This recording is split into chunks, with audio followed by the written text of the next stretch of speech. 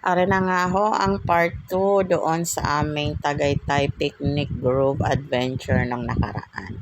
So again, maraming salamat po sa mga supporters, friends. Maraming salamat po. So ito na nga. Yung last time, kung naaalala nyo, is sumakay si Ate Sia sa kabayo. Ngayon naman, ang aking baby love na si Niana ay parang gusto din niyang sumakay sa kabayo. Pero parang ayaw niya din kasi natutuwa lang siya makipag-hi sa horse. Nga pala guys, ang pagsakay dyan sa kabayo is may bayad na 30 pesos ang picture, ganyan. May mag-aalalay naman sa iyo dyan kung sakaling sasakay ka dyan sa kabayo. Meron din silang cowboy hat para syempre complete package ang adventure ng pagiging cowgirl o cowboy ninyo. So malapit lang ang aming cottage dyan sa may mga kabayo-kabayo na yan. Ang cottage pala is nag-ikot si kuya na naniningil kasi once na makahanap kayo ng cottage nyo is wala agad maniningil sa inyo. So parang mga nag-antay pa kami ng mga isang oras dyan bago may lumapit sa amin na taga dyan sa Tagaytay Picnic Grove at naningil na 250 pesos para sa cottage na ganyan kalaki. Iba-ibang sizes ang mga cottages dyan. Merong pang family, pang small family, pang big family. Depende sa inyo kung gaano kayo karami. So, ayan na nga. Marami din mga mga stores na mabibili ng mga laruan, mga merchandises na mabibili mo lang dyan sa Tagaytay. Yung mga wallet na may nakalagay na Tagaytay City, may mga coin purse, iba-iba. May mga magnet ref, ayan, sa mga pampasalubong ninyo. So, ayan guys, panoorin na uli natin ang aming part 2 ng Picnic Grove Adventure. Ayan, makulimlim na yan sa mga panahong yan kasi pahapon na yan. Kita nyo may mga fog na hindi na masyadong kita yung crater ng Taal Volcano. So, nag-enjoy pa rin naman kami dyan kasi hindi na masyadong mainit. Kasi yung init talaga ay sobrang masakit sa ulo siya. Pero kahit mainit dyan sa Tagaytay ay mararamdaman mo talaga yung lamig ng hangin kahit mainit yung panahon. Ayan. Let's watch this guys. At ang mga anak ko ay todo kain-kain. May mga baon kami dyan ng mga pagkain, mga inumin. So, let's go!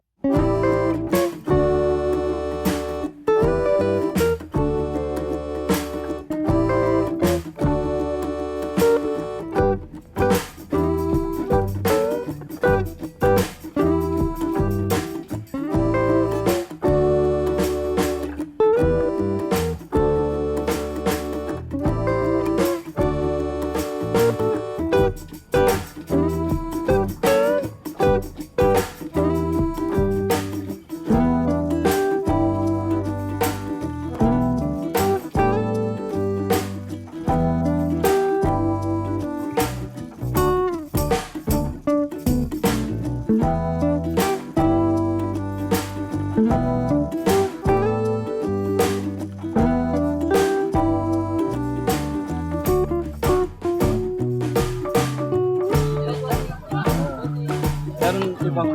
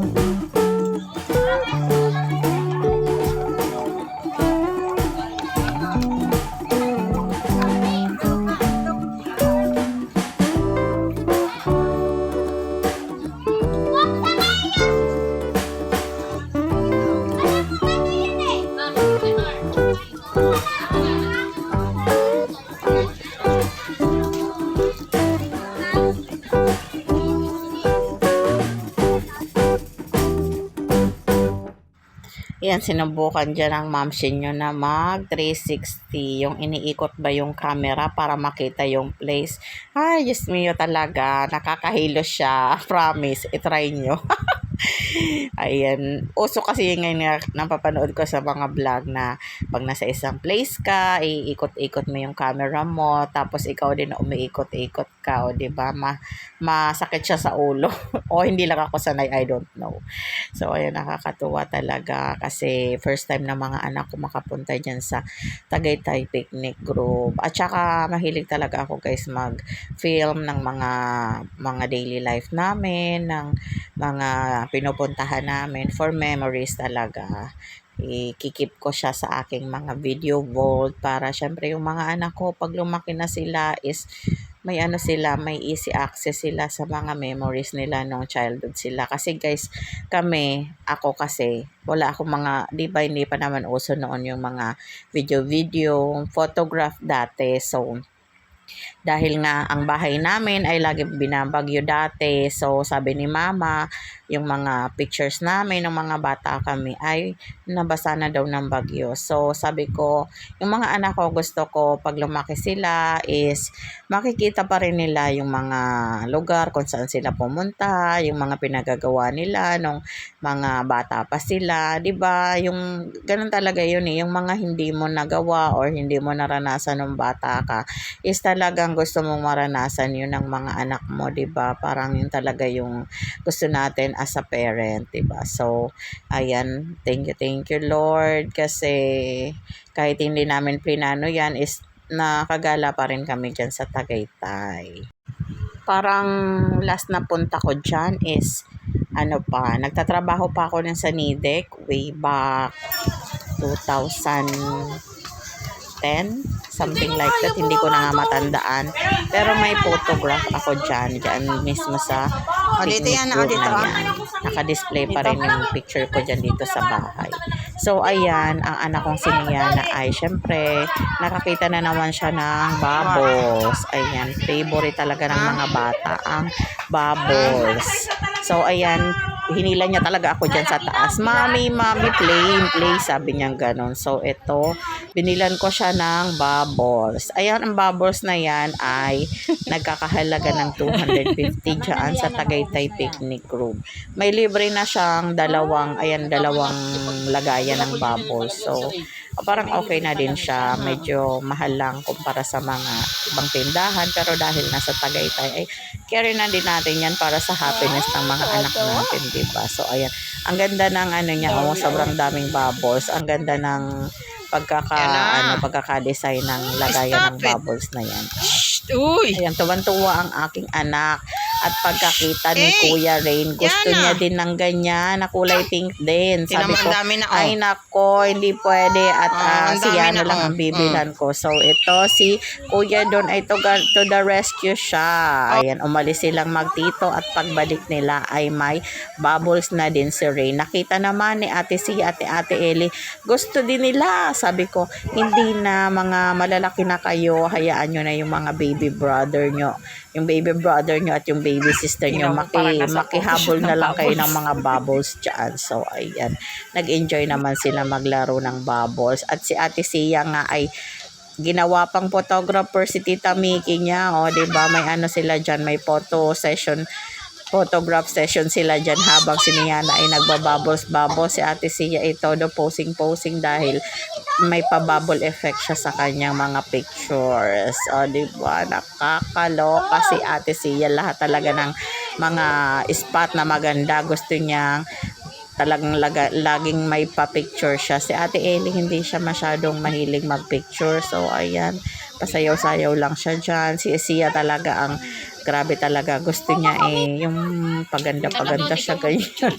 So, ayan, meron din dyan mga fruits. Ayan, nakabili sila ng guyabano. Meron din sinasabi ko sa iyo.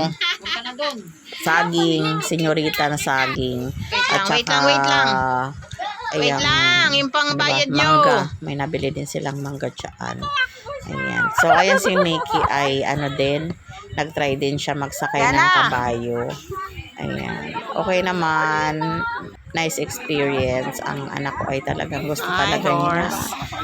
Ewan ko ba't Umano hindi ka na lang, lang te. sumakay. Mag-voice ka. Hindi yung Natatawa para pa ka ako dyan natatakot at na si para kang Sia ay ewan. sakto naman pagsakay niya is nagpoops yung kabayo. So, parang sabi niya, gumagalaw-galaw daw yung Mag-voice katawan ka. ng kabayo. Tawa kami ng tawa kasi syempre, nagpo-poops nga yung kabayo. Sabi niya, mama, bababa na ako. Natatawa kami.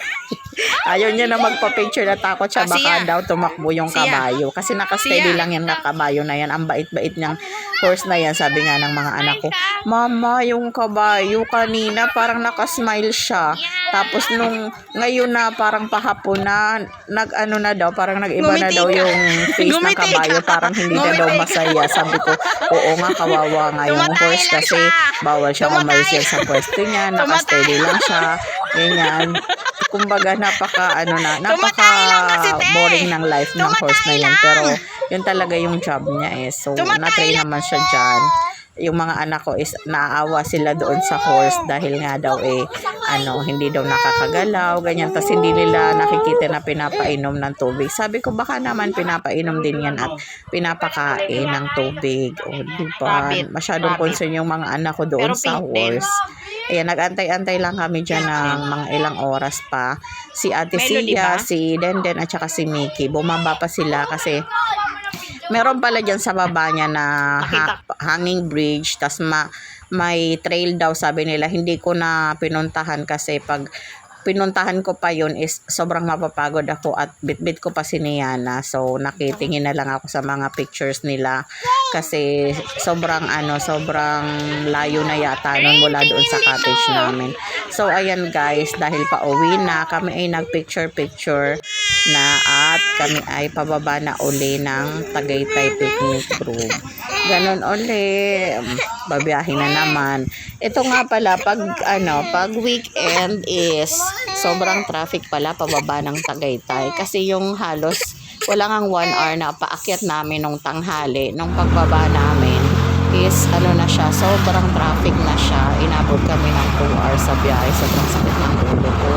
Hindi na talaga ako sanay bumiyahe ng matagal. So ayan, pababa na nga kami ng Tagaytay and yung hangin na malamig is napapalitan na ng mainit na hangin, lalo na pag na-stuck talaga sa traffic yung jeep.